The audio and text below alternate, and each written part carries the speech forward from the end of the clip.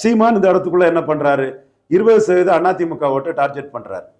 Target பண்ணி அவங்க பாஜக எதிர்ப்பாளர்கள் மோடி பிரதமர்னு போதே வரல, அவங்க திராவிட இயக்கம் தான், திமுக மட்டும் ஆகாது, மற்றபடி எல்லாமே டிட்டோ. பெரியாருக்கு பாரத ரத்னா வேணும்னு கேட்ட KP முனுசாமி, CV சண்முகம், இந்த டைப்ல உள்ள ஆட்கள்.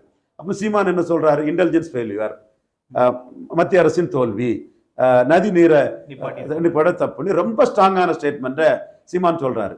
எடப்பாடி இதுக்கு பதிலே இல்லை, ஒரு வாரமா எடப்பாடி கிட்ட பதிலே இல்லை, பதறாரு. நம்ம 20% ஓட்டு பிஜேபி அலையன்ஸை பிடிக்காம சீமான் பக்கம் போயிருமோன்னு. இதுல அவரு ஏன் பயப்படுறாரு சார்? இதுல அவரு இன்டெலிஜென்ஸ் ஃபெயிலியர், அவர் கூட்டணியில இருக்காரு, அரசு இன்னும் கூடுதல் கவனம் எடுத்துக்கணும்னு சொல்லுவாரு, அவ்வளவுதான் சொல்ல முடியும். அதுல சென்சிட்டிவான மேட்டர்ல இதுல எப்படி அவர் கருத்து சொல்லுவார்? அவருக்கு ஓட்டர் சீமான் கருத்தை ஏத்துக்கிறாங்க. திராவிட இயக்கம் மாநில உரிமைன்னு சொல்லக்கூடிய அவர் ஓட்டர் சீமான் கருத்தை ஏத்துக்கிறான்.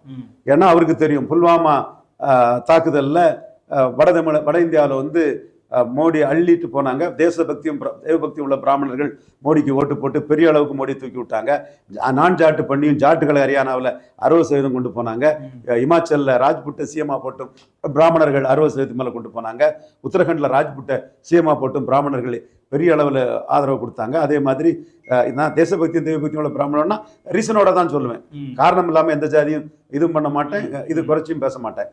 ஆனால் தமிழ்நாட்டில் 60% எடுக்க வேண்டிய NDA 30% தான் எடுத்தது.